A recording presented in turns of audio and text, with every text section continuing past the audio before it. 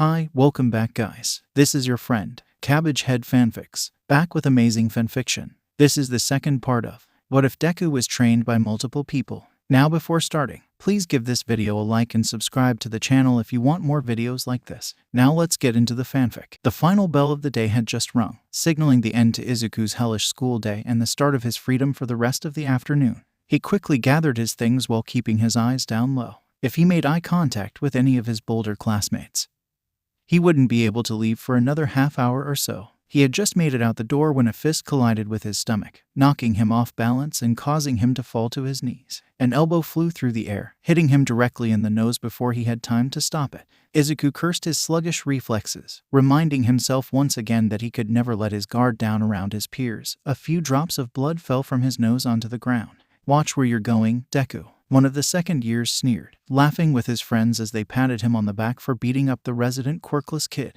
Izuku waited for the group to walk down the hall before slowly standing up and brushing his pants off. He held his nose to help control the bleed as he walked to the nearest bathroom. Today was one of his training days with Rumi, and he couldn't afford a bruise on his face. He inspected his bleeding nose in the mirror, breathing out a sigh of relief when he didn't see any noticeable bruising. After a few quick dabs from a wet paper towel, there was no sign that the injury ever existed. As he was readying himself to leave, the door to the bathroom opened, causing him to immediately tense. He hoped his classmates weren't there to finish the job. He couldn't afford any more injuries from his bullies. Izuku risked glancing behind himself in the mirror, furrowing his eyebrows in confusion when he saw Bakugo leaning against the wall casually. "Why don't you ever fight back? You and I both know you could kick their asses if you wanted to." Bakugo scowled at him through the reflection, his eyes briefly darting to his nose for a moment before kicking off the wall. "That wouldn't be very heroic, would it?" Izuku tried to sound annoyed, but his voice sounded tired as he finished cleaning the dried blood off his upper lip. "At least you wouldn't be getting your ass kicked every day." Bakugo was staring at a random spot in the corner with his arms crossed as he spoke, avoiding Izuku's eyes. "If I want to be the first quirkless hero in Japan, then I will need to have really thick skin," Izuku reasoned, not quite sure why he was still entertaining this conversation. "TCH, that's some fucked up logic." Bakugo grunted, and Izuku could only scoff. The blonde had followed him halfway home every day since the walk to the cafe, staying silent but still walking by his side. It was all a farce, some strange way for the other boy to work out his guilt and pity towards him. It was really starting to piss him off. "Why are you pretending to care?" He turned towards Bakugo, his eyes fixed into a fierce glare as he bared his teeth. Being pitied was so exhausting. He'd much rather go back to the time when Bakugo was just a bit afraid of him. Bakugo stood there, frozen in place with wide eyes as he tried to figure out how to respond to Izuku's question and change of demeanor. His shocked expression eventually morphed into a scowl, which felt like familiar territory for the pair. "Whatever," the blonde huffed, walking to the door before pausing and stuffing his hands in his pocket. "Don't get your ass killed. I still need to beat you at UA." Bakugo walked out the door before Izuku could process what he said, leaving the greenette standing in the middle of the bathroom with a puzzled expression. Some long-forgotten part of Izuku knew the other boy was trying to reach out, even if it was in his own complicated and egotistical way. But Izuku truly didn't have the capacity to take on Bakugo's emotional baggage at the moment. He had far too much of his own to deal with first. Was there a future where the two of them could be friends again? Is that even what Bakugo wanted? He would have to table these thoughts until he figured out what he was going to do about Aldera, which was his biggest priority at the moment. The apology he owed his friends had been weighing on him, and he couldn't wait to show them how sorry he truly was. Izuku left the bathroom, happy to find that no one was waiting for him as he finally left the school building. His stomach was still sore from being punched, but he didn't have time to focus on it. In 2 hours he would be meeting up with Rumi for training, and he couldn't afford for his older sister to get suspicious before he finalized his plans for Aldera. The walk home was quick, even though he had slowly grown used to his unwanted companion. He breathed a sigh of relief when he saw his house in the distance, already imagining the hot bath he would take before he had to leave for training. Keigo and Dabai were on the couch watching an action movie, but they paused it to greet him. "How was your day, little bird?" Keigo asked, his arm slung casually around Dabai's shoulder. "It was fine. I'm really looking forward to training though," Izuku lied. "You're always working so hard, Squirt. I hope you're still giving yourself time to be a kid." Dabai was looking at him with concern written across his face, but Izuku shifted uncomfortably under the attention. Keigo must have sensed his discomfort, effortlessly changing the subject before things could get too awkward. "Inko stepped out for an emergency client meeting, but she should be back before you have to leave." Izuku nodded and thanked him for letting him know, giving them both a small wave and smile before heading up to his room. He missed the matching gazes that followed him, both young men unsure of how to help the boy that had rescued them. He took off his uniform shirt to assess the damage to his stomach, wincing as he catalogued the multicolored bruises littering his torso. Once again he cursed his conflicting emotions, not wanting to seem weak but desperately needing to rely on his support network for help. As he watched the bath fill up with water, he thought about his family, the people who cared for him so deeply and would do anything to help him. He knew they would burn the world down for him, but he still struggled to believe he deserved it. His mom had casually mentioned going to therapy, and he was sure it had something to do with his falling out with his friends. But some part of him still desperately wanted to believe there was nothing wrong with him, nothing broken to fix. He knew Deky went to therapy, and he was pretty sure all the other heroes he knew did as well. There was no need for him to have such a stigma about it, but it was something he still needed to unlearn on his own time.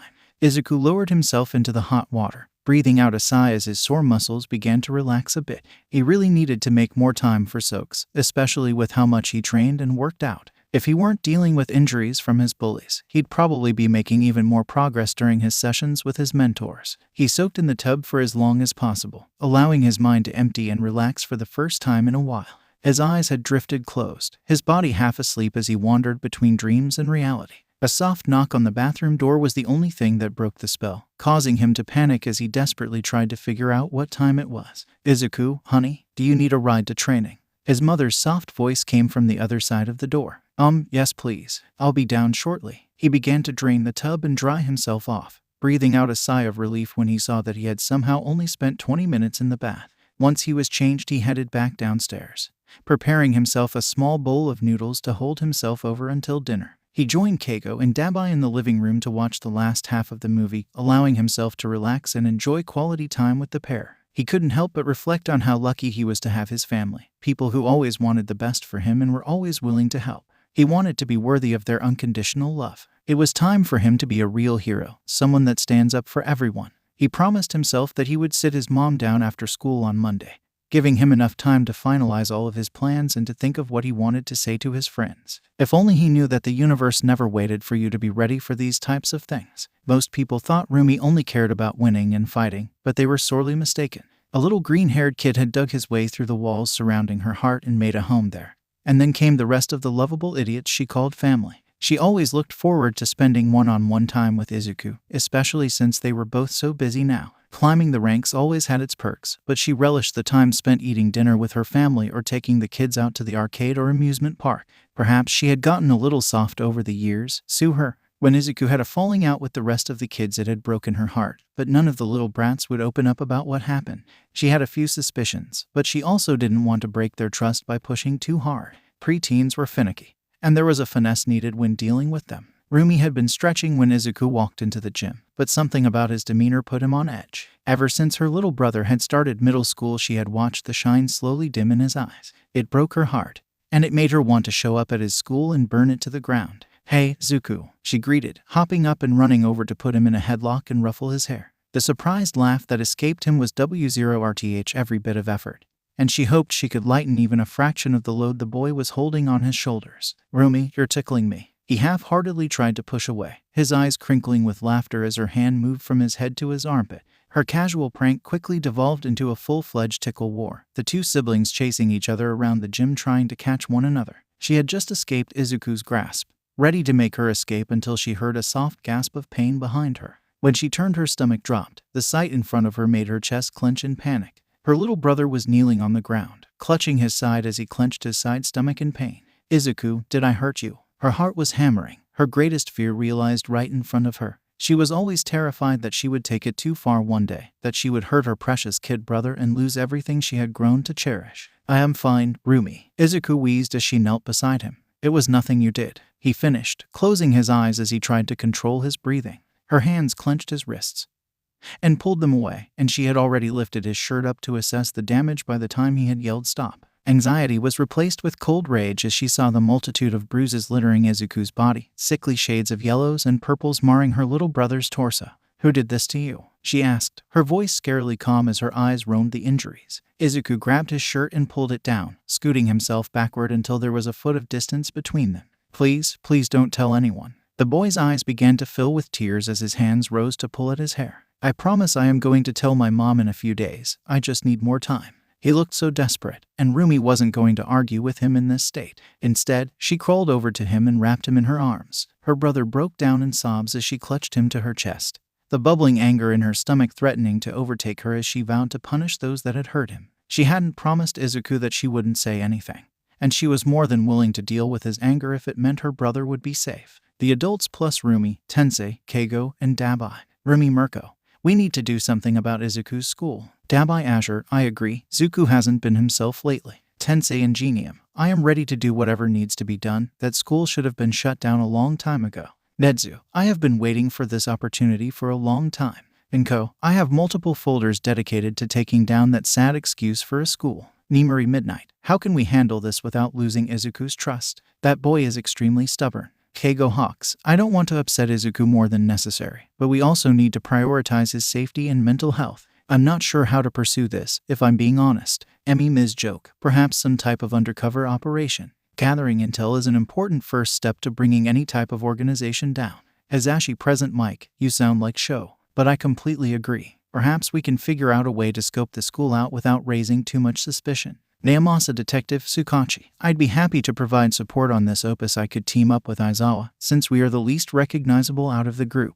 Tsunagu Best Jeanist. I will be working on my next fashion line next week. The designer's offices are only a few minutes away from Izuku's school. Isamu Snipe. We should all be on alert then. We don't know how the administration will lash out if they realize they are being investigated. Shota Aizawa. I think it's time that representatives of UA see exactly what type of heroic potential Aldera has to offer. Izuku quickened his pace as he walked down the empty hallway, frustrated that he had let himself sleep in this morning. He hadn't slept well the night before, constantly waking up in the middle of the night after nightmares that he couldn't quite remember. There was only a sense of panic and loss, an unexplainable loneliness hanging in the air as he stared up at the ceiling. He knew his homeroom teacher would think up some ridiculous punishment for him, but he couldn't find it in himself to care at this point. There was no way for him to control the actions of his teachers and peers, and he was tired of trying. If he wanted to reach his dreams, he would need to learn to take it, letting their insults and punishments roll off his back. Things never seemed that simple, no matter how many times he tried to reason with himself that it was possible. When he reached his classroom's door, he stepped in, not even acknowledging his teacher as he made his way to his desk. Well, that was rather rude, Deku. A nasally voice called out with a mocking tone. Izuku looked up, shocked to find the principal of Aldera standing at the front of the room with one of the office administrators. His smile was deadly sweet, which put Izuku immediately on edge. Sorry, sir. He bowed slightly, hoping that he could finally sit down and retain some sense of normalcy. It is nice of you to finally show up. I actually wanted to have a little chat with you. Principal Watashi gestured for Izuku to follow him out of the room, much to the boy's frustration.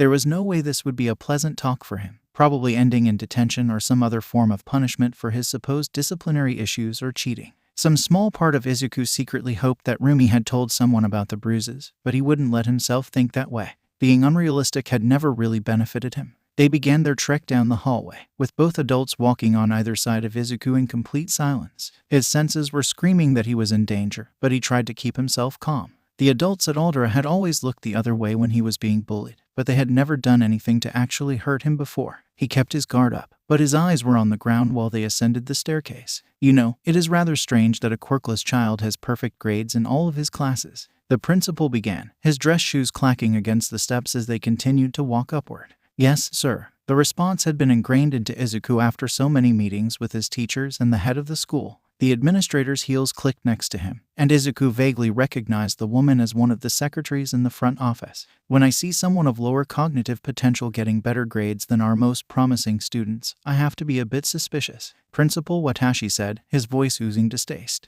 Izuku's vision flashed with rage before he calmed himself down, not wanting to give this situation any power over him. The man continued talking as Izuku zoned him out, choosing to focus on his shoes instead of whatever discriminatory nonsense was being thrown his way. It seemed they had finally reached their floor as a door opened in front of him, and he walked through the doorway unquestioningly so that he would not get in even more trouble. A slight breeze hit his face, causing Izuku to look up and realize they were on the roof. Suddenly he was shoved forward, successfully tucking and rolling so that he didn't get injured as he fell to the ground. He looked behind him in shock, hoping that this was some sick misunderstanding or practical joke. The unfeeling expressions on both adults' faces confirmed his worst fear. This was actually happening to him. He jumped up, trying to run back towards the door until a sticky substance formed underneath his feet. The receptionist was holding her hands in front of her, clearly using her quirk to prevent his escape. "I apologize, Deku. We have a few distinguished guests visiting today, and I want them to only see the absolute best the school has to offer." The door closed as the principal finished his spiel, leaving Izuku completely alone on the roof of his school. He tried to claw the door open, cursing himself for leaving his bag in his locker that day. His teachers had been confiscating his things, and he didn't want any more of his inventions to be stolen away from him or broken. His efforts to open the door were unsuccessful, but he continued trying to pull it open until his hands began to bleed. He tried to follow his training. Staying calm in an emergency was an important part of being a hero. Izuku looked around the roof, trying to locate anything that would help him pry the door open. When that didn't work, he walked to the edge, cursing when he found a barrier that kept you from seeing over the edge. He wouldn't be able to call for help that way, and he wasn't sure anyone would be able to hear him from all the way up here. Panic began to overwhelm him, but he tried to stay calm and practice the meditation techniques that Shota and Nenzu had taught him. He sat down in the center of the roof, focusing his mind even though his anxiety was soaring. He visualized his phone, which was sitting on top of his book bag in his locker with the rest of his things. If only he had it on him. But he had gotten tired of it being taken out of his pocket by the teachers and students. His heart was pounding in his chest as the seconds went by, trying to convince himself that someone would find him any minute. Sure, someone would care that he was missing from class, right? Why would they care about a Deku? A voice inside his head taunted, but he tried to keep his hopes up. Time continued to pass, and the overwhelming fear that he would never be found took over any rational thoughts as his eyes bore invisible holes into the door. He thought of his family, wondering if they would come looking for him, or would they be happy to be rid of him finally. No more quirkless runt to look after. They could finally focus on the 3 kids that actually had quirks and potential. Tears were pouring down his face as he cursed his inability to control his negative thoughts and anxiety in a crisis like this. How would he ever become a pro if this was how he was acting? He began fidgeting with the metal bracelet he wore every day, a Christmas gift from Nenzu that he would cherish forever. His eyes widened, his gaze shifting back down to the accessory as he remembered something the stoat had said after fastening it to his wrist. "If you're ever in trouble, press your fingers to these 2 beads for 3 seconds. Then press the bead in the middle." Was this an emergency worth using the bracelet? Would he just be bothering Nenzu if he sent out a panic alert? Izuku silenced the voices in his head, using the brief clarity to follow the instructions his mentor had given him. Once he pressed the middle bead, the bracelet began to flash red before emitting a series of beeps, clearly sending out a signal of some sort. He couldn't help but sob in relief, hoping that his family would be able to find him on the cold rooftop. Shota fidgeted with the keys in his pocket as he and Tsukachi walked the halls of Aldera Middle School. The moment they had approached the building, something just seemed off, like there was a negative energy radiating from the school. They were posing as representatives from UA that were sent to look for children with heroic quirks, whatever the hell that meant. His stomach twisted as he thought about the quirkist implication of that language, and how the principal had readily accepted their request. Any educator worth a damn would have questioned their intentions. But they were allowed to visit the school with little resistance. The principal was leading them around, droning on about the potential of their students and boldly bragging about illegal quirk training on school grounds. They were introduced to a few of the students, who were all instructed to demonstrate their quirks for the visitors. Shota was ready to shut down the school based on that alone, but he wanted to gather more evidence to ensure that their case was rock solid. He and Tsukachi were wearing mics and body cameras, capturing everything they saw and heard that day. The pair had specifically requested to see Izuku's homeroom, giving the excuse that they had been scouting a few students in the class and wanted to meet them in person. It was frankly pathetic how gullible the administration at the school was, as they readily agreed to the strange request. It seemed they were much more worried about the school's reputation than the safety of the children. Shota wondered how his nephew would react when they walked through the door, but he hoped Izuku wouldn't be too mad at them. They followed the principal into the classroom, and both men scanned the classroom for the familiar head of curly green hair. Shota and Tsukachi locked eyes when they saw that Izuku's chair was empty, but they both seemed to silently agree that the kid could just be in the bathroom or something.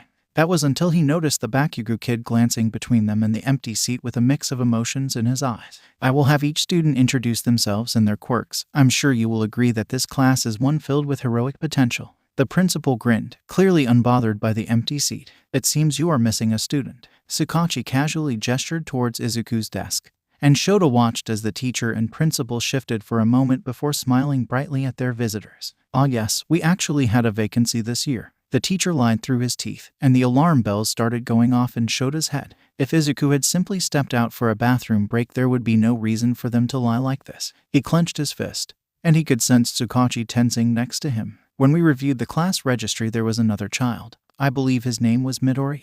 Shota tried to keep up his fake persona, but his concern for his nephew was threatening to take over. That name doesn't sound familiar. Perhaps we can start introducing you to the students here. The principal tried to change the subject, but Shota wouldn't let him. Before he could press the man again, a surprising voice spoke up first. They took Deku away at the beginning of class and then returned without him. Don't let them lie to you. Bakugo grunted as he pointed to the principal and teacher. Shota froze for a moment as he processed that Deku was Izuku, and that something was very wrong here. He couldn't fully acknowledge that Izuku's former bully and childhood friend was speaking up for his nephew's safety. That would have to wait until they found the boy. Where is the kid? Shota dropped all niceties from his tone and began walking over to the two men, but a loud alarm began ringing through the room. He realized it was emitting from both his and Tsukachi's phones, and the two men shared a confused look before pulling the devices out. Izuku panic button activated. His heart dropped, remembering the device that Nezu had given the kid a while back. He stood frozen, unable to move as his mind raced with ways to find his nephew. Aizawa. Tsukachi placed a hand on his shoulder, breaking him out of his panicked spell. It was time for him to be a hero, to put Uncle Sho aside and to bring Eraserhead to the forefront. He turned to the teacher, hoping the man had some type of connection with Izuku after teaching him for months. Where did they take Midoriya Izuku? Shota asked calmly, trying to control his emotions before they overwhelmed him. This all seems like a misunderstanding. Clearly Bakugo wants a bit of attention from our UA visitors. The principal spoke up, trying to step in between the pro hero and the homeroom teacher. Shota shot a strand of his capture weapon out and wrapped the annoying man up, having grown tired of his constant lies. Tsukachi, text the group to let them know what is going on here. He instructed his friend, knowing that the family would be freaking out after receiving the alert. Most of them were on standby in case anything went down, but it'd be best for them to know what was going on before they jumped into action. How dare you? Put the principal down, now. The teacher began pulling at Shota's capture scarf, but it wouldn't budge. He reached into his pocket and pulled out his hero license, flashing the room so that they could see he was a pro. My name is Eraserhead. I am an underground hero and teacher at UA. This is Detective Tsukachi. He gestured towards his friend, who was flashing his own badge to the class. This is now an investigation into a missing child. No one leaves this school until we find Izuku. Shota put the principal down in one of the chairs and watched as Tsukachi cuffed him. Hopefully that would show them all how serious they were about finding his nephew. It was clear that the students were a bit confused by his use of Izuku's first name, but he couldn't find it in himself to care at the moment. We have officers on their way to lock down the school, and the family is making their way here now. Tsukachi updated him, and Shota let out a small sigh in relief. He knew that they all wouldn't rest until the kid was safe, and that this school would burn to the ground before the day was done. I'll take care of things here. You can help set up a barrier around the school once the cops arrive, Shota instructed before turning back to the principal and kneeling to his level. He activated his quirk, letting his red eyes and floating hair do all the work as he tried to intimidate the sleazeball in front of him. I will only ask you one more time, where is Izuku? He practically growled at the man, but he was quickly losing his temper. I don't know why you two are so concerned for such a useless child. The principal yelled in frustration, and the room got eerily silent as Shota yanked the man forward by his tie. That useless kid is my nephew, and if he is hurt in any way I will make you pay. Shota was mere inches from the man's face, having to fight the urge to headbutt him as he backed away slowly. Gasps of shock rang through the room at his statement, and he once again had to remind himself that he was in a room full of kids. They might be misguided, but he didn't want to traumatize a room full of 12-year-olds. The teacher was now trembling in fear, and Shota couldn't help but be pleased as he watched the principal pale as he realized just how much trouble he was in. Tsukachi was about to walk out of the room when the door burst open, and the angry faces of pro heroes Mirko and Azure were revealed to the room. Thanks for the directions, Couchman, Rumi grunted as she walked past, and the detective simply shook his head as he left the classroom to find his officers. Dabai was practically shaking with rage, and Shota made a mental note to keep an eye on the young hero. He had always been extremely protective over Izuku, but now wasn't the time to let their emotions go wild. This is the principal. According to one of the students, he took Izuku out of the classroom at the beginning of the period and returned without him. He hasn't told us where he took him. Shota pointed towards the principal, who began to visibly sweat as Rumi and Dabai glared at him. I'll start searching the building. You two make sure these assholes don't escape before I get back. Rumi was uncharacteristically calm, but the rage in her eyes was evident. Dabai was silent as he walked to stand next to Shota, his eyes drifting between the two men who were now shaking in fear. Why are there so many pros here for Deku? One of the students asked, and Shota flinched when he heard the terrible nickname again. Dabai whipped his head around, a snarl escaping him as he turned towards the class and clenched his fists. My little brother's name is Izuku, not Deku. The hero spat, little licks of blue flame dancing off his fingers as he tried to calm himself down. Shota reached out and grabbed his nephew's wrist lightly, helping him to ground himself. Take your anger out on the adults in this situation. Those are just kids. Shota spoke quietly, pulling Deky back to watch over the two men. The students were still reacting to the fact that two pro heroes had referred to the quirkless kid as a family member, and some were coming to the horrifying realization that there would be consequences for their actions. Sukachi texted him to let him know that a barrier was set up, and a group of officers was now searching the school floor by floor with Rumi's help. Shota asked the detective to have some type of notice sent out to the parents so that they knew their children weren't in danger. Shota wanted to be out there helping with the search, but he knew he had to keep an eye on these two. He would not let these two escape the impending consequences, and he didn't trust that Deky wouldn't cross a line if he were left alone with them. The kid was born to be a hero, but he had rage festering inside of him that could pop out in a moment's notice. It would probably be boiling at the surface until they found Izuku, and Shota knew he needed to support Deky until they did. His phone began to ring again, and he saw it was Best Jeanist calling him. "Jeanist, are you on your way?" Shota answered, not taking his eyes off the teacher as the man's eyes began to shift towards all the exits. "I'm out front, where should I go?" The hero seemed shaken by the day's turn of events. None of them expected Izuku to go missing, but they knew to be on guard just in case. "Find Sukachi. He'll tell you where to go." Shota hung up once he got confirmation that Jeanist was finding the detective, and Deky seemed to relax a bit now that another hero was there. "Best Jeanist is here," a student exclaimed, and Shota chose to ignore the outburst. He couldn't forgive himself if he snapped at one of them, even though most of them deserved to be punished for what they did to his nephew. That would be for the courts and Nedzu to handle. Half an hour passed without any updates, with the officers and heroes combing each inch of the school in search of the kid. Most of the security cameras had been turned off, with the only hint of Izuku's location being the principal and his admin leading the boy into one of the staircases. It was so frustrating. The school wasn't that large, but it seemed like finding Izuku would be an impossible feat. Neither man would reveal where the boy was, whether out of fear or stubbornness. They were only making things worse for themselves, but Shota couldn't find any satisfaction in that fact until his nephew was safe. "Eraserhead." His husband's voice called behind him, and his shoulders began to relax a bit. He turned to find Hisashi, Snipe, Nedzu, Nimuri, and Power Loader in the doorway.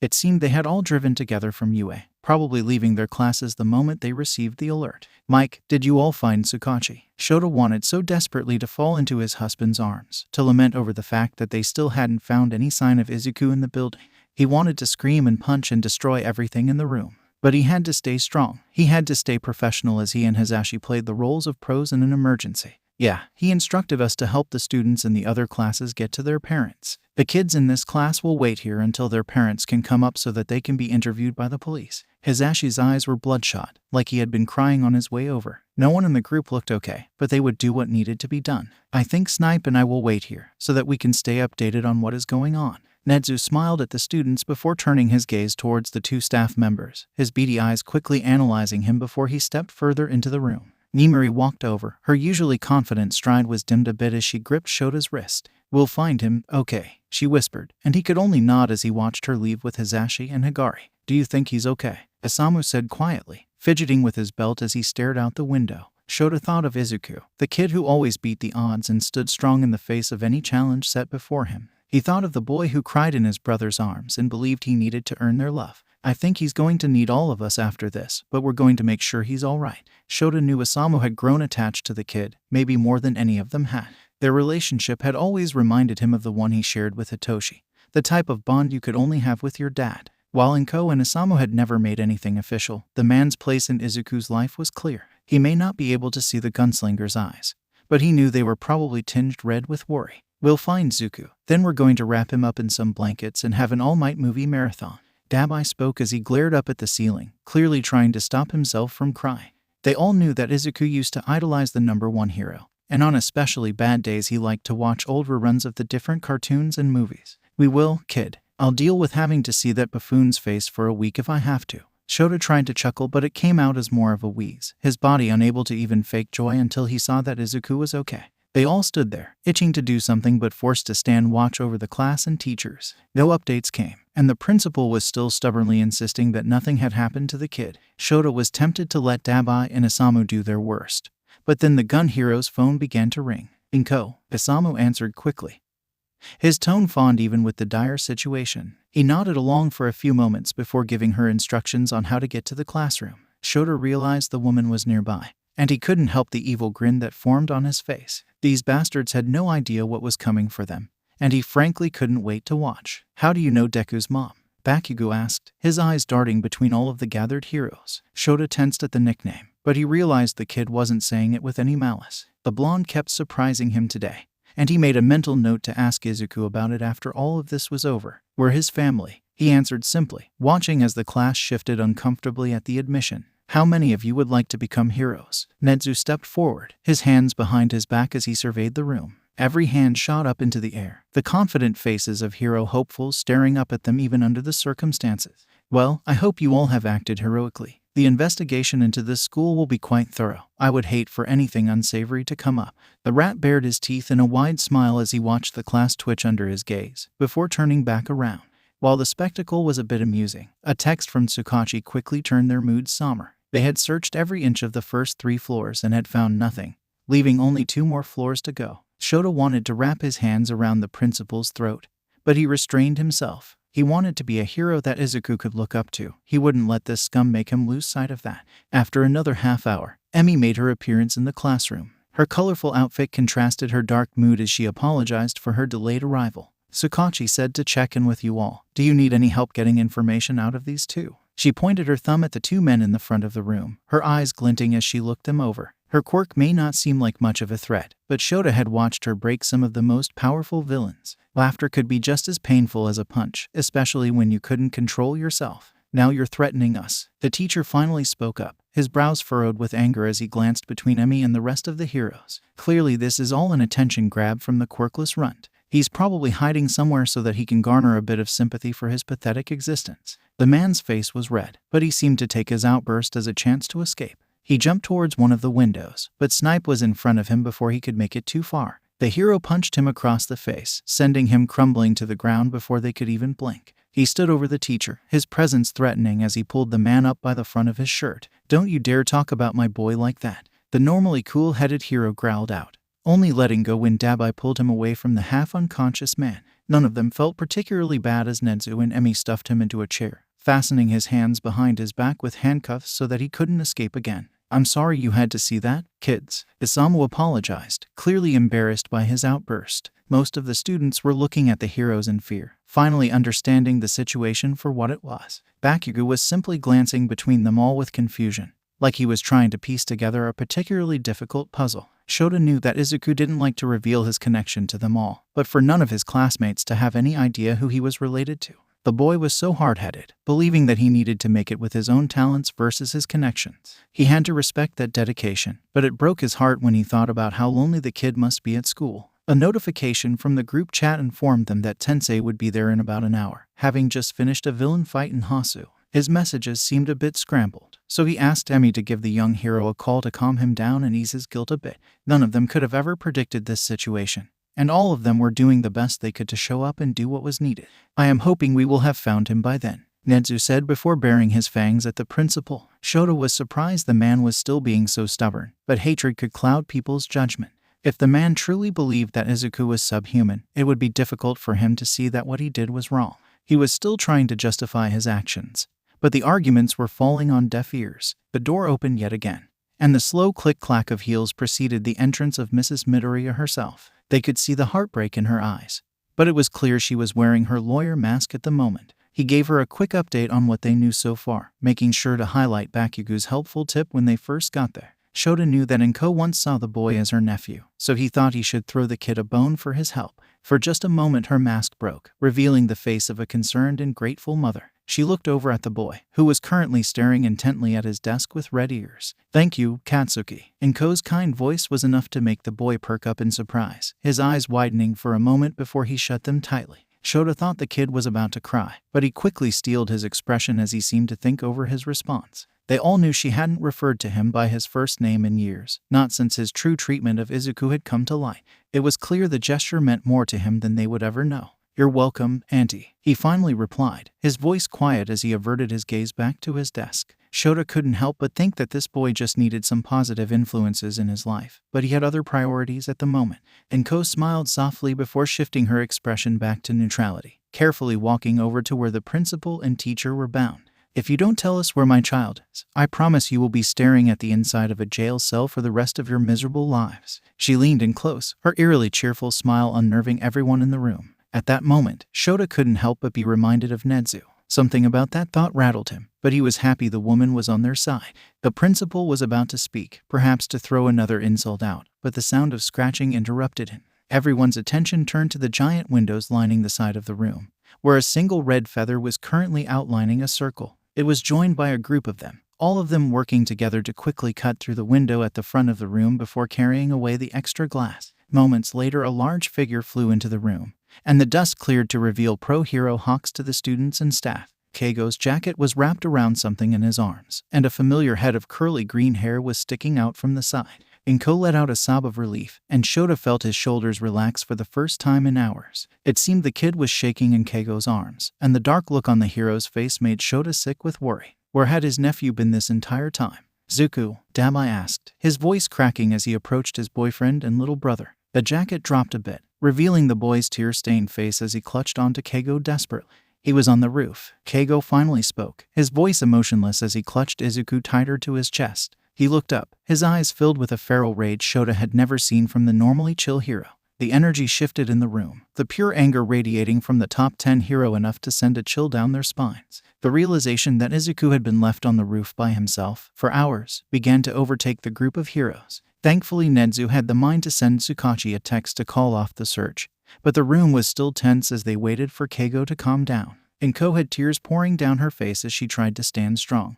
Nezu was flexing his claws as his tail wagged wildly behind him. Isamu had one hand clutching the front of his shirt, his chest rising and falling rapidly as he tried to calm himself. Shota, well, he wanted to rip this place apart and throw every adult in this building into a jail cell. They left my baby brother alone on the fucking roof. Keigo growled, his pupils dilating as his wings flapped behind him in agitation. His entire aura screamed danger, and Shota readied his capture weapon just in case. Emotions were high right now, and he didn't want anyone making decisions they might regret. Dabai was standing at his boyfriend, his own hands crackling with fire as he turned to the principal and teacher. You are very lucky that I decided to be a hero, he said bluntly, letting the implication hang in the air. The two men began to squirm as Dabai's hands continued to glow with blue flame, but Shota stepped between his nephew and his targets. Look at your brother, he spoke softly as he placed his hands on the young man's shoulders. Dabai's entire demeanor changed as he looked at Izuku's shaking form. He needs you. He needs you now, and he'll definitely need you after this is over. Shota watched as his words sunk in,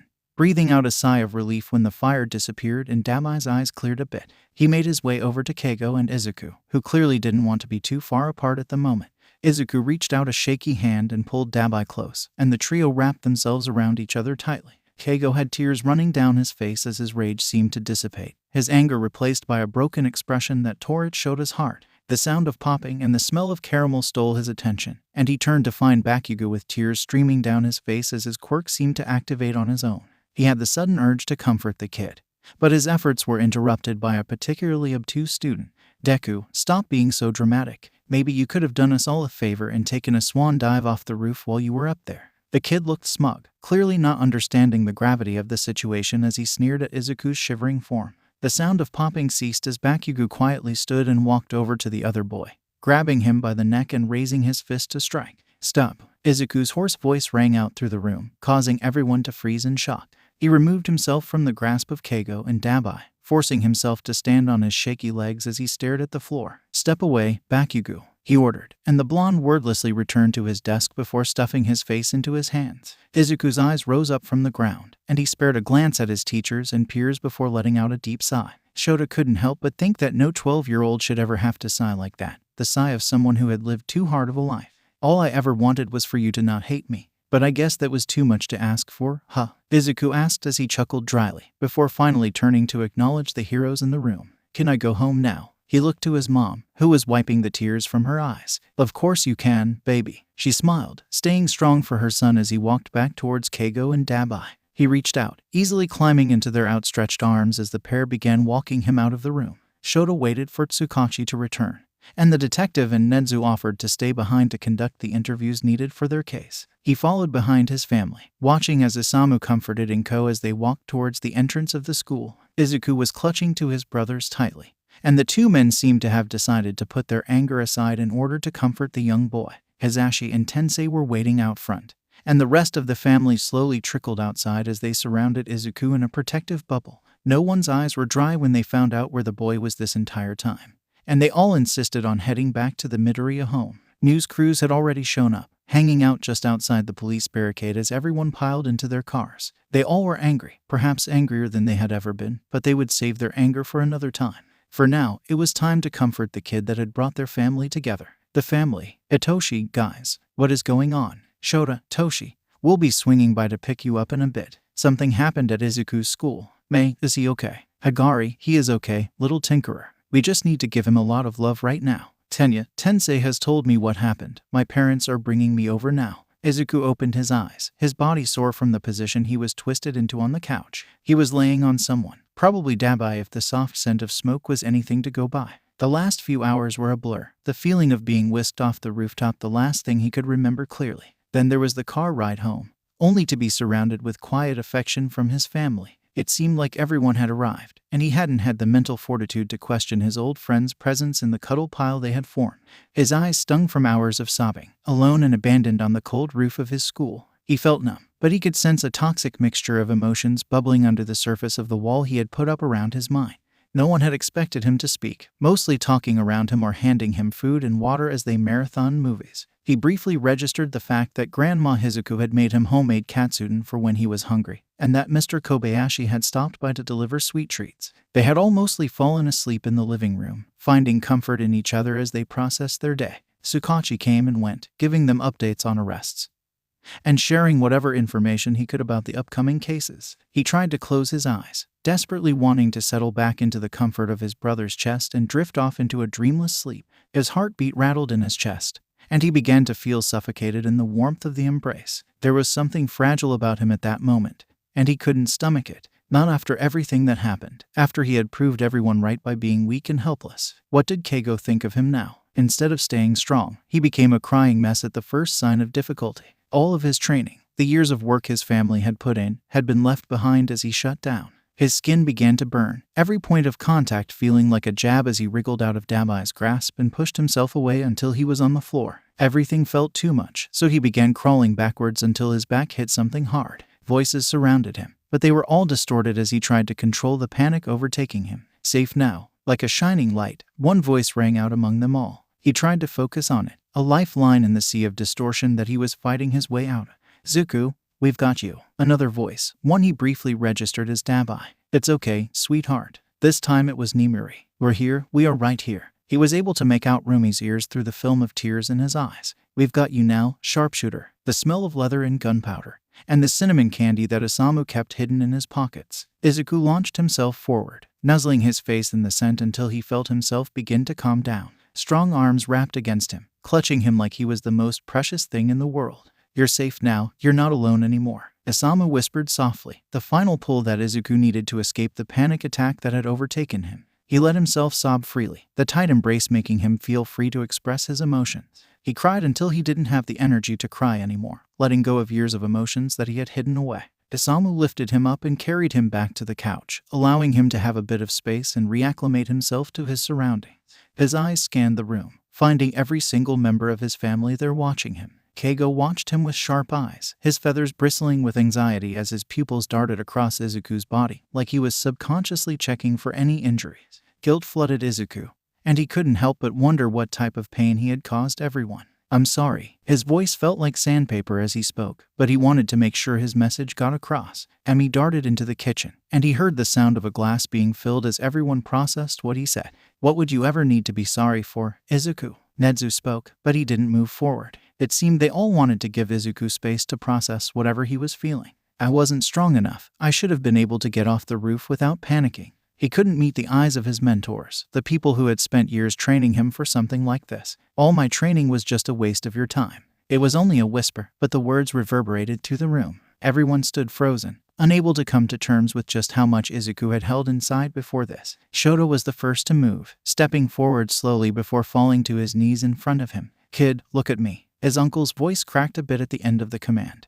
And when Izuku finally lifted his gaze, he was shocked to find a few tears threatening to spill from the man's eyes. He watched as Sho pulled up one side of his shirt, showing off a rather large scar on the right side of his ribs. Izuku recalled the night the hero had gotten the scar, but wasn't sure why the man had chosen to show him it at this exact moment. "Do you remember how I got this?" Shota asked patiently, waiting for Izuku to nod his head. When the man didn't continue, Izuku recounted the story. "You were fighting a villain with a mutation quirk, and then he threw you into a pile of pipes." He was still confused by the point of this, but he was grateful for the distraction from his situation. "Yes, and I had to call in for backup. Was I weak for needing extra help?" Shota's eyes never left his own as he processed what his uncle was saying. Izuku looked up, his eyes darting around the room as the dark voice in his mind told him that he would find someone that agreed with him. His uncle's reasoning couldn't be right, could it? Rumi stepped up, pulling her t-shirt sleeve up so that he could see a scar on the back of her arm. "I got pinned under a pile of rubble. Birdie over there had to dig me out." Mike pulled off the choker he was wearing, pointing out a thin scar that covered the length of his throat. "Someone tied wire around my throat when I first debuted as a hero. I wouldn't have survived if other heroes didn't step in to save me." Tensei was next, showing off a gnarly scar that covered his entire thigh. "I got impaled. I wasn't able to use my quirk. If Manuel hadn't found me, I probably wouldn't be here right now." Isamu was next, showing off a collection of burn scars covering his lower torso. "I got trapped in a burning building, but the water hose duo found me before it was too late. Someone got me by surprise and knocked me out. They probably would have killed me if it wasn't for your Uncle Sho." Emmy, with a head scar that was hidden by her bandana. "All Might saved me from a villain with a particularly nasty electricity quirk." Genist, a bouquet of lightning bolts tricking up his right arm and neck. "Got stuck underground. Thought I was a goner before Gang Orca found me and dug me out." Higari, who didn't receive a physical scar but would always remember his close call. Nedzu stepped forward and slowly raised a finger to point out the scar on his eye. "I had no hope in that laboratory, but I was given a second chance at life when I was rescued." Nimuri pulled up the back of her shirt, showing off a collection of deep scars. "A villain with a poison plant quirk got a hold of me. My quirk didn't work on her. Ectoplasm stepped in before it was too late for me." Mei stepped forward, her eyes filled with pain and hope as she stepped forward to show off a scar on her left hand.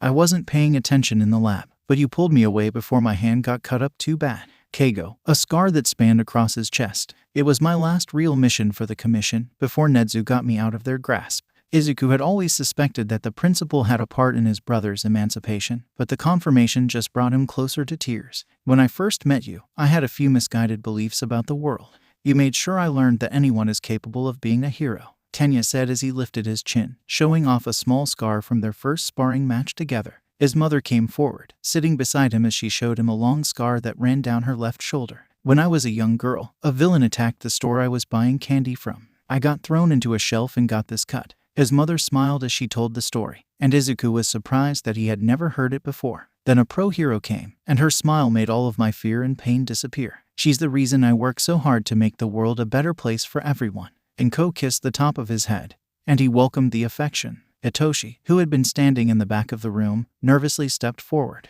Izuku had so much he wanted to say, but he knew it wasn't time just yet. "When Dad found me in that alley, I truly believed what everyone said about me. I believed I deserved everything they had done to me, that I was a villain." He ran a finger down one side of his face, tracing the scars he had received from being muzzled for most of his life. "Then I realized I never deserved any of it, and you never deserved it either." Itoshi held his gaze, but he turned before Izuku could say anything. Dabai was the last person to come forward, hesitating for a moment before sitting next to Izuku. He held his hands out, showing off the scar tissue that weaved its way up his arms and onto the top of his hands. "You all know that my childhood was a bit rough." He paused, discomfort crossing his features as he took a deep breath. Izuku wanted to reach out and hug his brother, but he gave him the space he needed to continue. "I was on a really bad path when you found me that day, and I don't like to think about who I would have become if you didn't show up when you did." Dabai looked up at the ceiling with his eyes closed, breathing through his nose before turning to his younger brother. "We've all needed help in the past, Zuku. You're the first person to reach out when there is someone in need. Let us help you." Dabai's eyes were pleading, and his brother's request broke down the last bit of his resolve. He felt tears rolling down his face, but he couldn't process the fact that he was crying. Everything came crashing down on him at once. The years that he had spent silently suffering alone. The fact that he had pushed his friends away just to maintain the fabricated reality he had forced himself to maintain.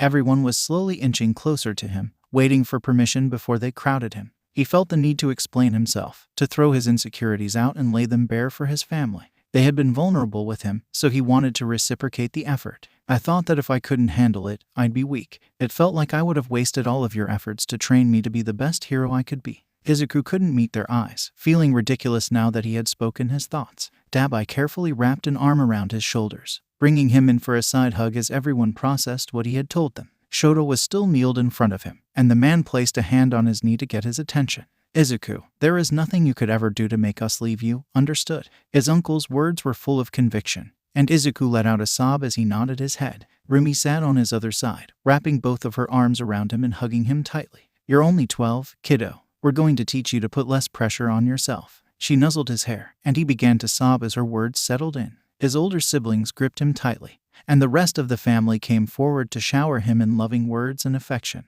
He had a long way to go, but he now understood that they would be there for him, no matter what. Katsuki was having a very confusing week, his mind filled with a bundle of emotions that he wasn't quite sure how to process. It all centered around the nerd and the shocking revelations that had come out when Deku had gone missing. How did he know that many heroes? Not only did Deku know them, but they had all said they were family. Katsuki had known him his entire life, and knew that Auntie and Co and Deku's deadbeat dad didn't have any family. It was all too confusing, especially when he had been trying his best to figure out what was going on with the nerd before all of this went down. He wasn't sure what made him follow Deku home, or try to show him some kindness in his own fucked up way. His childhood friend had friends, glasses and the hobo-looking fucker, and then that pink-haired girl that had joined them a while back. Katsuki wasn't stalking him or anything. He just happened to pass by the cafe on his way home and noticed they frequented the place. When he saw that the nerd wasn't meeting with his friends, he needed to figure out why. As much as he hated to admit it, he had viewed Deku as a kind of rival ever since he got his ass beaten a few years back.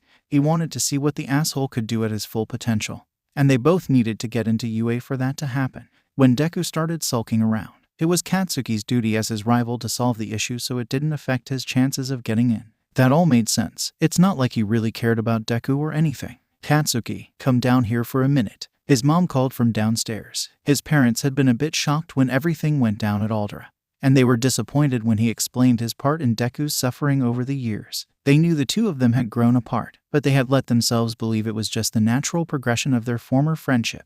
His parents had already started looking for a family therapist, as well as a therapist for him to go to on his own. He was forced to realize that his outlook on the world wasn't exactly healthy, but he wasn't sure what to do about it just yet. He descended the stairs, finding his parents in the living room with the television on. His eyes widened when he saw the headline, as well as the group of heroes gathered on the stage. Heroes band together after local middle school is shut down for child abuse. Katsuki wordlessly sat next to his mom, who reached out and grasped his hand. She had been trying to be better this past week, working on her own temper as she came to terms with her influence on his behavior. Principal Nedzu walked up a small set of stairs so that he could use the mic, and everything fell silent as he began to speak. Hello, everyone. The principal started, his small smile growing as he cast his eyes across the room. I want to start off by thanking you all for joining us for this historic announcement. Reporters stirred in their seats as the rat continued, clearly excited to hear what he had to say.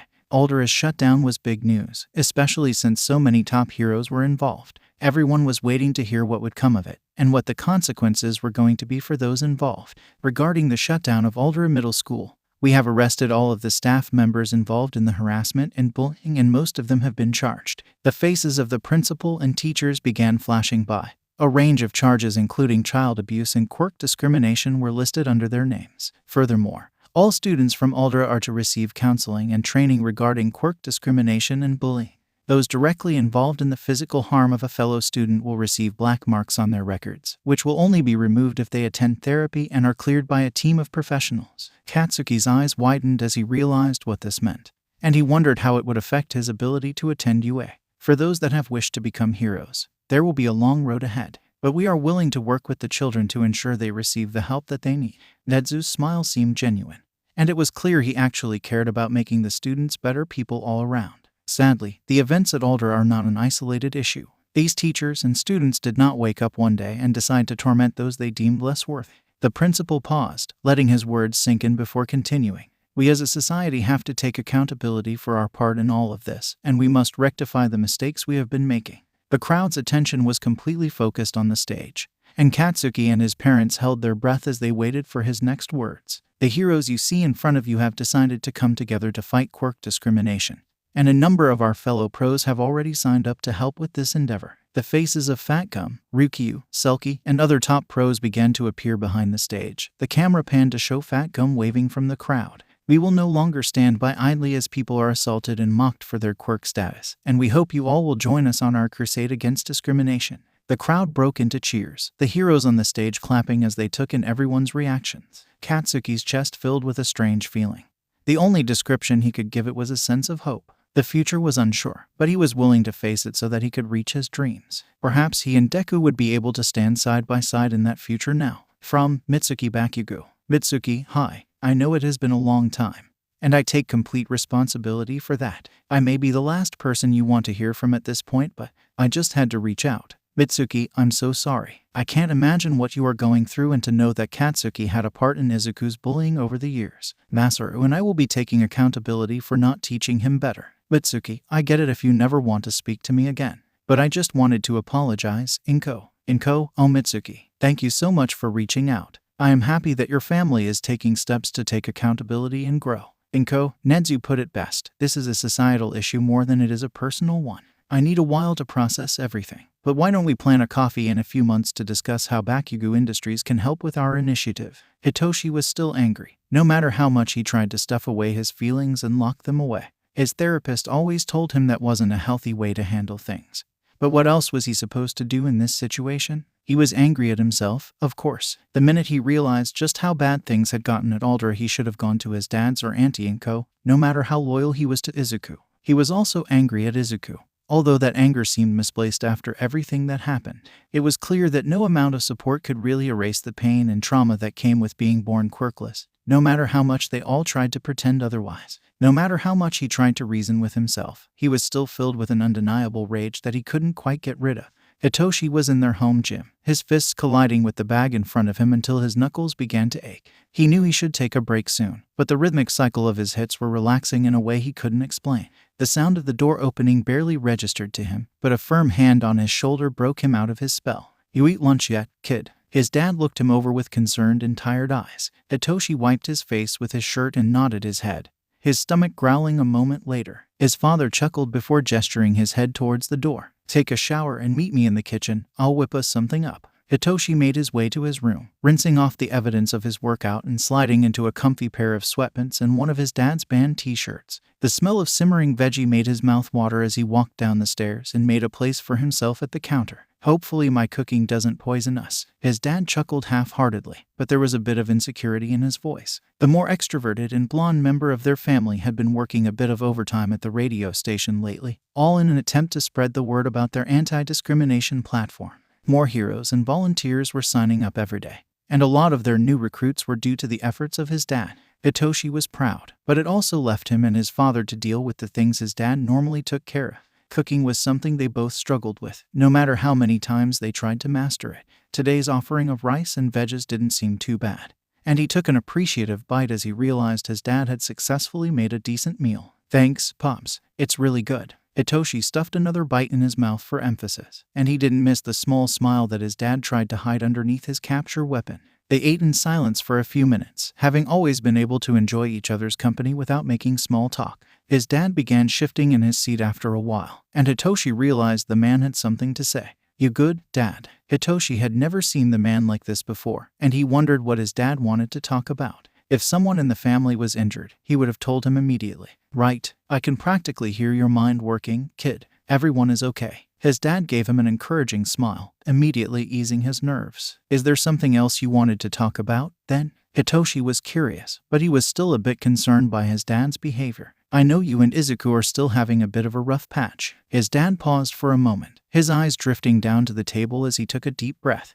Hitoshi shifted, the subject already making his skin itch as he thought about his estranged friend. I think it's time I told you about my friend Aburo. Hitoshi listened as his father told him about a boy with a sunshine smile, who dreamed of opening an agency with his two best friends. He listened as he learned about how this boy gave his dad countless chances, even when he was being grumpy and saying that he didn't need any friends. His eyes filled with tears as he learned what his dads had lost, what was at stake with the career path they had chosen. Hitoshi jumped forward, wrapping his dad in a tight hug as the two of them quietly cried in each other's arms. It was clear why he had decided to tell his son this story, but it clearly hurt him to do so. They embraced each other until they both calmed down, and it seemed like a weight had been taken off his dad's shoulders. "Thank you for sharing that with me, Dad," he whispered, his voice vulnerable. They finished their food and cleaned up, and Hitoshi immediately got to work on the plan that had been brewing in his mind for the last half hour or so. He texted Tenya and Mei, confirming their availability before texting Rumi for permission to use her agency. Once everything was set in place, he pulled up Izuku's contact. "Hitoshi, meet me at Rumi's agency in 3 hours." Izuku stepped into Rumi's agency, not sure what to expect after he had received a cryptic message from Hitoshi instructing him to go there. Their friendship wasn't fully healed yet, but Izuku hoped things were getting a bit better between them after everything that had happened after Alder got shut down. The front desk person greeted him warmly before telling him that everyone was waiting for him in the training gym. As he rode up the elevator, he began to realize exactly what he was called here for, and he couldn't help but be excited by the prospect of a fight. It was a great way to work out your emotions with others, as long as the rules of sparring were respected. He was expecting Hitoshi, but was a bit surprised to find Tenya and Mei stretching in their workout clothes as well. "Hey, guys," he greeted, still sensing a bit of tension in the room as he stepped towards the center mat. "Sup, start stretching and let us know when you're ready," Hitoshi greeted coolly, going back to his own warm-up routine. Ready for what?" Izuku had an inkling already, but he wanted to confirm before he began strategizing. "We're going to fight you," Mei said as her eyes glittered mischievously. Tenya shot him an apologetic look, but even he looked excited for the match. Izuku shrugged and began working his way through his normal stretches, doing a few jumping jacks in between to get his heart pumping. He cleared his mind, trying to center himself before he faced his 3 friends. They were all formidable opponents, whether in a quirkless spar or during a training exercise. There was little chance of him walking out of this with a victory, but this fight wasn't about winning. It was about repairing what was broken and moving forward while working their feelings out. "Ready when you guys are," he said as he stood up, already questioning his life choices as Mei and Hitoshi's faces morphed into matching feral grins. They all stood in the center of the room, readying themselves as they waited for Hitoshi to count them down. Izuku realized they hadn't set any rules, but his mind was too preoccupied to say anything. It seemed it really would be a 3-on-1 match, and he wasn't going to go down without a fight. 3, Hitoshi said, crouching into a low position as he began his countdown. 2, Izuku eyed his opponents, recalling all of their strengths and weaknesses as he tried to formulate some type of plan. 1, Mei immediately leapt forward, clearly trying to trip him up and make him lose his balance. He jumped in the air, using Tenya's shoulders to vault himself into Hitoshi to knock the purple-haired boy to the ground. They rolled a few feet, both grasping onto each other tightly before Izuku slammed him into the ground. Before he could do anything to incapacitate his friend, a strong pair of hands were grasping his shoulders and throwing him into the air. Tenya seemed ultra-focused on the fight, already moving to kick Izuku as he fell to the ground. He only had a second before his friend's strong leg made impact with his stomach, so he did the first thing that came to his mind. He reached out and pressed his fingers under Tenya's kneecap, moving his fingers quickly to tickle the sensitive spot. The blue-haired boy gasped in shock, wiggling his way out of Izuku's grasp as they both fell to the ground. Izuku only had a moment to right himself before Mei was jumping on his back, using her body weight to push him to the ground. The girl sat on his back, and her strength surprised him as she continuously blocked all of his attempts to stand up. Hitoshi sat on his legs, further trapping him on the ground as he struggled to escape. Izuku couldn't see the pair on his back, but a cold shiver went down his spine when Hitoshi spoke from behind him. "Tenya, I think we should get some revenge for that cheap tickle trick he tried to pull. Right, Mei?" Hitoshi's voice was filled with a feral glee, and Izuku only had a moment to prepare himself before his friends were mercilessly tickling him on his sides and neck. He screeched, desperately flailing his body to try to escape the assault as Mei cackled maniacally. Tenya seemed to be holding back at first, but even he began giggling as he ruthlessly tickled Izuku's neck and underarms. Izuku wiggled until his arms were finally free, and he quickly reached out to pull Tenya's legs and made the boy fall to the ground. Sadly, his trajectory made him fall right on top of Izuku, Mei, and Hitoshi. The impact pushed all of the air from his lungs, leaving him a gasping mess as they all rolled off of one another. Mei groaned before flicking Tenya on his forehead. "Watch where you're going next time, glasses," she scolded, leading Hitoshi and Izuku to let out soft chuckles. Soon Mei and Tenya were laughing as well, and the group's laughter got louder and louder as they lost all control of themselves. It was as if the past few weeks had never happened. All of the tension melted away and left a group of kids being silly after a training session. They laughed until their sides hurt, trying and failing to get a hold of themselves as they relished in the normalcy of the moment. They would still need to talk about what happened, and Izuku would be sure to give them the apology they deserved. He was happy to enjoy the freedom of the moment until then. Inko sat across from Nezu, allowing herself to take a sip of his specialty blend tea as she looked over the documents in front of her. Their weekly chats had recently morphed into business meetings to discuss the Aldera case and their efforts to end quirk discrimination in their society. Inko was a bit disappointed that she couldn't be the lead attorney in the Aldera trials, but she was too close to it all. She and Nezu had gathered the best attorneys in the country to represent Izuku and the other victims, all paid for by the various members of the family. The Bakugas had been extremely supportive so far, donating money and even offering to host a fundraiser event for their cause. Mitsuki had been so apologetic. It had truly moved Inko when they had met up. She was still wary, but she had seen the way Katsuki's eyes shined with concern for her baby boy back at the school. Everyone deserved another chance if they were willing to work for it, and she really did miss her old friend. Izuku had been doing better recently, especially after he and the other children fought out their issues and rekindled their old routines. She always worried about both of her sons, but Deky seemed happy to support his younger brother as they worked through this difficult time. She smiled as she thought about her kind-hearted eldest son, of how far he had come since the day she invited him into her home years back. He had overcome his distrust of heroes and now was working his way to becoming a fully-fledged pro. She and Nezu had their suspicions on the identity of his birth family, but she refused to push him until he was ready to act. Opening up that type of trauma before he was ready to address it would do much more harm than good. Inko had just finished reading over Nimuri and Emi's proposal for a new community center near UA when Nezu cleared his throat. She looked up expectantly, ready to hear whatever it was the principal had to say. I apologize for interrupting your focus, but I think it's time we discussed Izuku's schooling moving forward. He pushed a packet her way, and she was unsurprised to find a detailed pros and cons list for each option he was presenting. Nezu gave her a few minutes to look everything over, his characteristic smile gracing his face as he kept his paws folded in front of him. Every option had its own strengths and weaknesses, but she couldn't help but think that this was something Izuku should decide for himself. Her son's comfort was her top priority, especially when it came to his future school. I have my own opinions, but I think we should let Izuku look these over and decide on his own. She shut the file, sliding it into her bag so that she could pass it on to her youngest son later on. Agreed, although I already have an idea of what he will decide on. Nezu filled his cup as he spoke, and Inko knew which option he had in mind. The principal had written up a mock schedule that would let Izuku attend both UA as his personal student and Sumi as an honors student. It would be a way for her son to get the best education possible while still being able to socialize with his friends and other children his age. Truthfully, it was the option that Inko herself preferred, but she didn't want to pressure Izuku when it came to this. He still had so much to work through, and she didn't want to hamper any progress he made by being too controlling.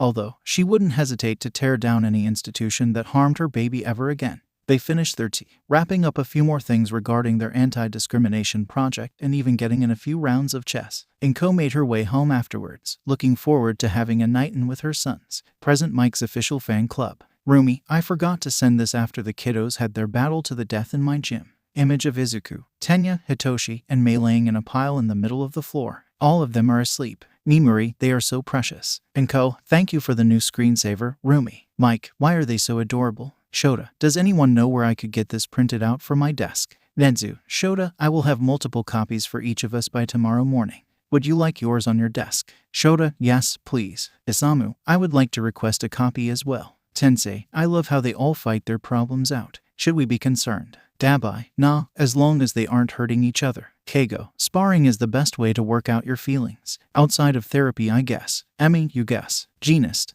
I am happy the children have worked their issues out. Perhaps we can take them shopping to celebrate. Mike, as long as Hitoshi doesn't come home wearing a denim suit, that is fine with me. Genist, what is wrong with a denim suit? Higari, anyways. Nezu, may I have a copy as well? Nezu, of course. Sukachi, so the kids fighting is normal. Rumi, you get used to it after a while. Hitoshi, if any of you show this picture to people outside of the family, you are dead. Tenya, Hitoshi, I think it is a nice picture. It shows how much we trust each other. Izuku, Tenya, they will probably show it to our future teachers at UA. Tenya, oh no. Mei, I want you all to remember that I have a collection of embarrassing photos of all of you, and I am not afraid to use them. Nezu, oh, what a great use of blackmail, Mei. Izuku straightened his tie as he looked in the mirror, furrowing his eyebrows when he saw that it was still a bit crooked. He didn't have time to redo it, so he decided that he would ask Tenya to fix it for him before school started.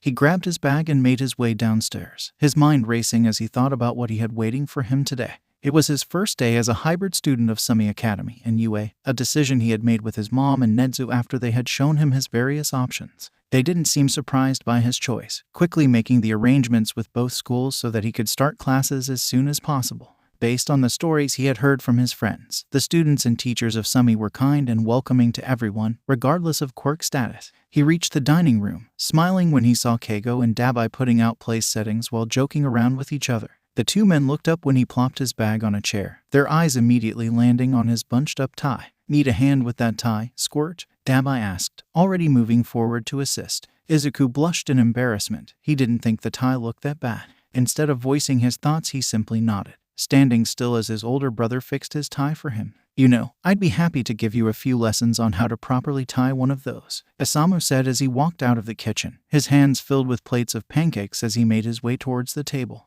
It wasn't uncommon to see various members of the family at their breakfast and dinner table, but the man had made sure to attend almost every meal they held. He was a constant presence in their lives, something Izuku appreciated more and more as time went on.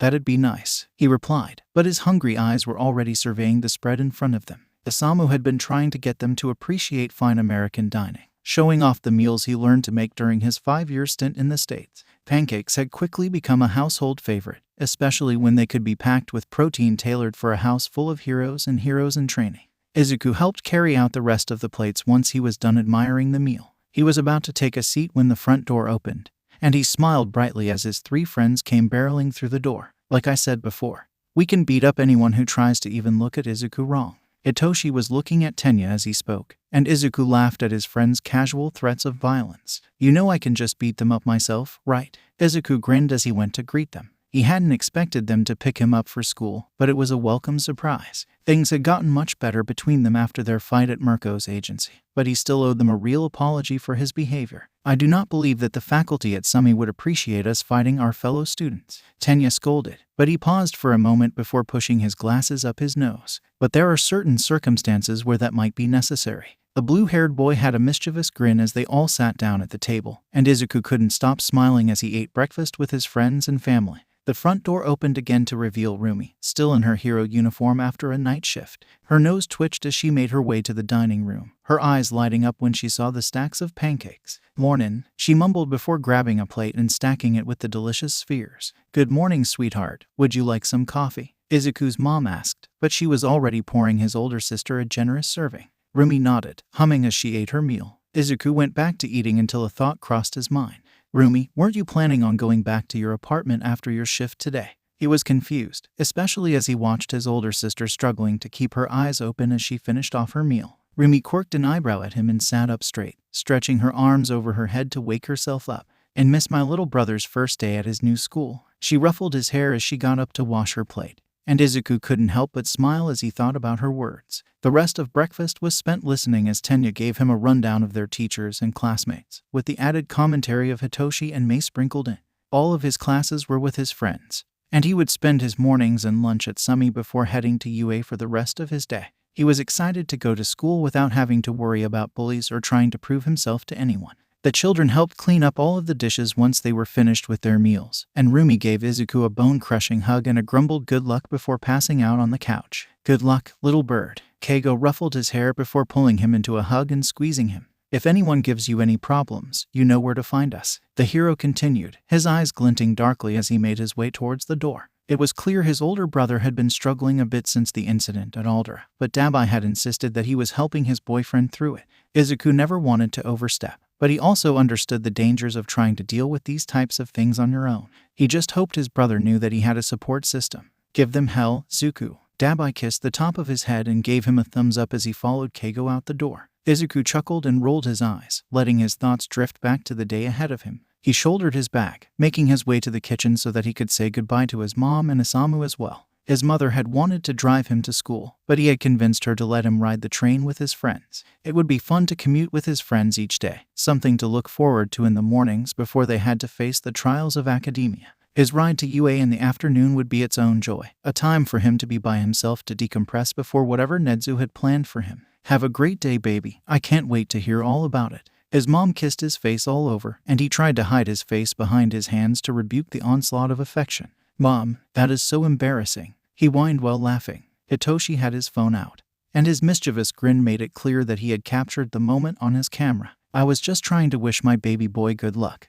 But I guess you're too old for that now." Inko winked at him and gave his forehead one last kiss before picking up her cup of coffee and taking a sip. "Good luck, sharpshooter. I'll meet you outside the shooting range when classes are over." Isamu pulled him in for a quick hug and gave him a strong pat on the back. The man had offered to give Izuku a ride home from UA, something he was grateful for. Izuku always enjoyed one-on-one time with Isamu, and he looked forward to telling him about his day later on. The kids said their last goodbyes and made their way to the train station, laughing and joking around as they enjoyed their new routine. Mei was telling Izuku about a new idea for Dabai's hero suit while Hitoshi and Tenya talked about a new video game that just came out. There was a lightness in the air, but something still sat heavily on Izuku's chest. It sat on his mind as they waited for the train, and its weight continued to press down on his mind as they rode to their stop. There was something he had to do before they made the first steps on this new journey together. The walk from the train station to Semi Academy was short, but it gave Izuku enough time to think over his words as they approached the sprawling campus. It was a beautiful school, one Izuku couldn't wait to explore over the next 2 years with his friends. He stopped right outside the gate, stepping to the side so that other students could head in for the day.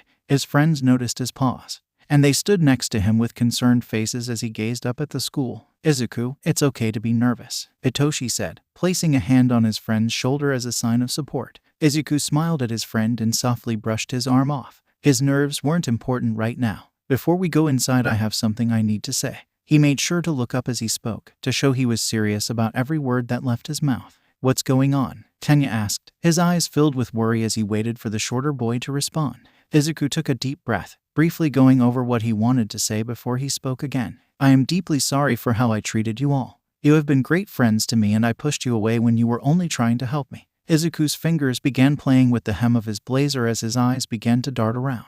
"I promise that I will come to you all whenever I am experiencing something like that, and I will never treat you that way again." He waited with bated breath, hoping that his intentions were clear. His friends had forgiven him with their actions, but he wanted to use his words to put this all behind him. 3 pairs of arms wrapped around him suddenly, crushing him in a tight group hug as his friends spoke over each other. "We've already forgiven you, idiot," Mei exclaimed, but her eyes glistened with unshed tears as she stuffed her face into Izuku's chest. "That was a very honorable apology, Izuku." Tenya tightened his hold as his glasses began to slip down his nose. "I'll hold you to that promise." Hitoshi gave Izuku one last squeeze before letting go, giving him a genuine smile before gesturing to the front gate of the building. "Now, I think it's time for you to start your first day at Semi." Izuku's first day at Semi Academy could be described in many different ways, depending on how you looked at it. There was the chaos that came with sharing a classroom with his 3 best friends, especially when Mei insisted on telling everyone that they were business partners whenever she got the chance. There was the surprise he felt when his quirklessness was easily accepted. His fellow students were more interested in why he was transferring so late into the year than his quirk status. The joy he felt as he sat at a lunch table with his best friends, free to eat his meal and joke around without wondering if he would be attacked. Here he was not Deku, the quirkless freak who occasionally mumbled and was an easy target. He was Midoriya, a student with potential and friends that were by his side the entire day. His classmates were friendly, each of them coming up to introduce themselves and wish him luck at Semi. Izuku briefly wondered if his friends had said anything threatening before his first day, but he decided he would let them have their fun if it meant the rest of the school year would be peaceful for him. The first part of the day had gone by quickly, the hours melting away until it was time for lunch and then his train ride to UA. His walk back to the station was relaxing, although people gave him strange looks as he passed by in his school uniform in the middle of the day. It probably looked like he was skipping, but he'd make sure to get some type of pass from Nedzu in case anyone asked too many questions. Although the route was a bit different, the journey to UA was a familiar one for him after so many years training at the school. He got off at his stop and made the trek to UA's campus, his mind wandering as he walked. Izuku couldn't help but wonder what the rest of his day would involve, but he knew Nedzu would have something exciting for him to do. He passed through the front gate, smiling as he saw students milling about campus as they walked to class or took a break on the lawn.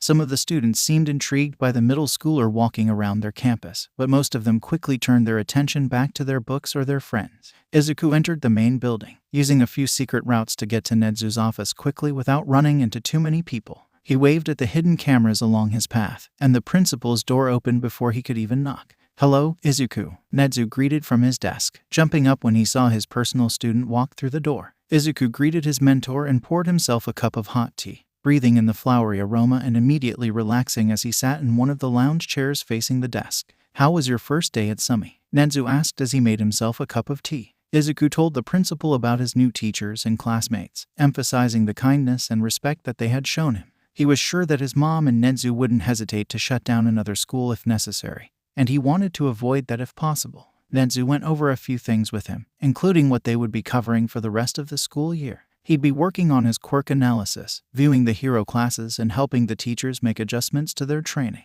There would be days where he would be in the support lab, working on his own projects and learning new skills. His mentor also wanted him to work on his language skills, sharpening his English and exploring other languages that would be useful to him. When they were finished discussing any projects Izuku wanted to work on over the next few months, Nezu clapped his hands and jumped down from his desk chair. "As we discussed, I have someone I'd like for you to meet today." Nezu made his way out of the room, and Izuku followed behind obediently. He was curious who he would be meeting, as he had met all of the staff of UA over the years through random holiday parties or his visits to UA. His family members were the ones he was closest to, of course, but he had gotten to know members of the staff like Ectoplasm and Lunch Rush fairly well. Recovery Girl had even helped heal him when he had a particularly nasty cold a year back.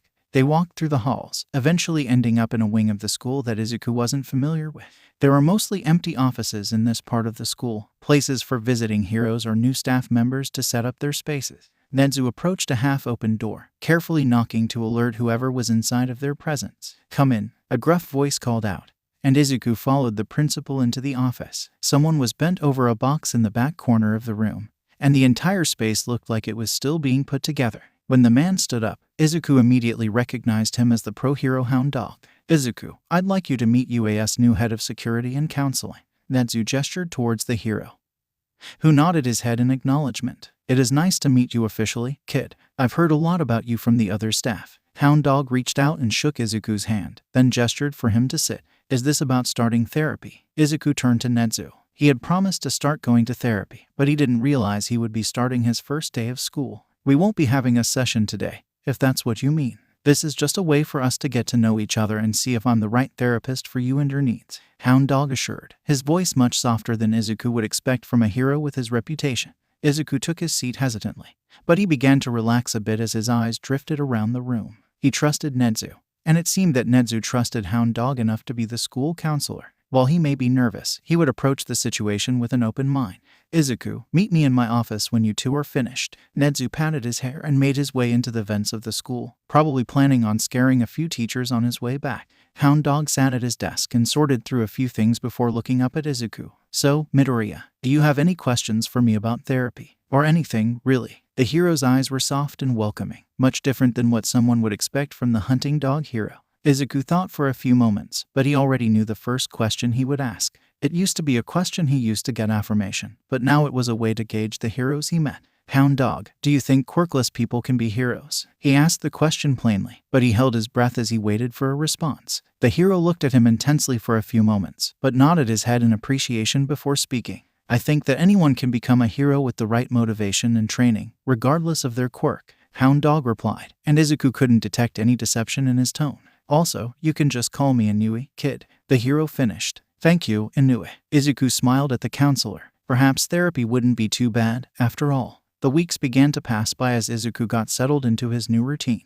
His training was balanced with trips to the arcade with his friends and siblings, therapy sessions with Inui, and whatever trouble he and Mei could get into at the lab. He felt secure, more secure than he had ever been before. There were still moments where anger threatened to overtake him, but he was learning how to control it. Heroes continued to sign up to support their movement by volunteering their time and donating money. Izuku didn't miss the various donations the Bakugus had made, but he wasn't quite ready to face that just yet. "Izuku, are you ready?" His mom called from downstairs, and he looked himself over in the mirror one last time before leaving his room and walking down the stairs. The entire family was gathered for a picture, something Inko had insisted on after she realized they did not have a family portrait. Everyone had been instructed to come, including Grandma Hazuki and Mr. Kobayashi. Inko was sitting at the center of the couch with Isamu, Mr. Kobayashi and Grandma Hazuki flanking them on either side. Hitoshi, Tenya, and Mei were sitting on the floor in front of her. Izuku quickly joined them there before glancing at everyone else. Keigo and Dabai were sitting on one end of the couch, with Dabai's arm casually draped over his boyfriend's shoulders. Tensei and Rumi were at the other end, throwing taunts and kissy faces at the couple. Mike, Sho, Emi, and Nimori were standing behind the couch chatting with Genist.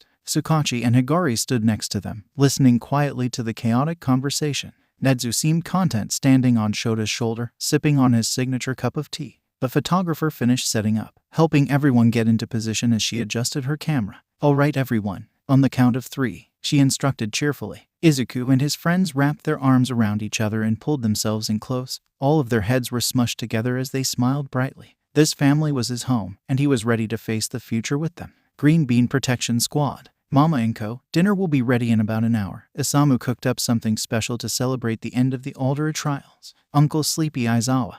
We will be there shortly. We wanted to pick up some dessert for everyone. Rat God Nedzu. Splendid. I brought over a delicious new tea blend that would pair perfectly with sweets. Mini Sleepy Hitoshi. Dad insisted on us getting a decorated cake. Uncle Loud Mike. Hey, celebrations need a special cake to go along with them. Ronald McDonald Ms. Joke. Oh, I'm down for cake. Nem and I are on the train now. NY Quill Midnight. We brought some wine for the grown-ups and a few fancy non-alcoholic drinks for the kiddos. Future mad scientist May. No fair. I want some wine. Mole Man Power Loader. Nope. Mole Man Power Loader. Also, we'll be there in about 20 minutes. Denim for Lift Genist. I am walking up now. I picked up a few movies I thought we could watch later on. Carrot Lover Mirko. Isamu won't let me steal a taste of whatever he's making, but it smells so good. Yeehaw Snipe. If you help set the table, I will give you a small plate. Herb Hawks. Rumi just launched herself over the couch. Imobro Dabai. I've never seen her move so fast in my life. Zoom Zoom Tensei. You would think she was the one with the speed enhancement quirk. Zoom Zoom JR Tenya.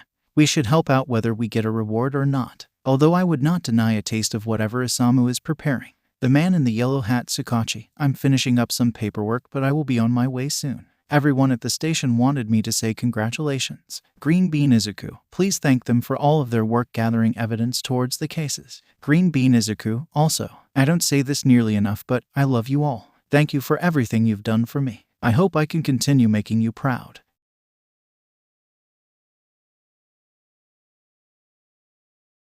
Okay, sadly the chapter is over. And if you enjoyed the video, just leave a like and subscribe with post notification. So when the next chapter is ready, you will be notified. Okay, see you in the next video. Bye.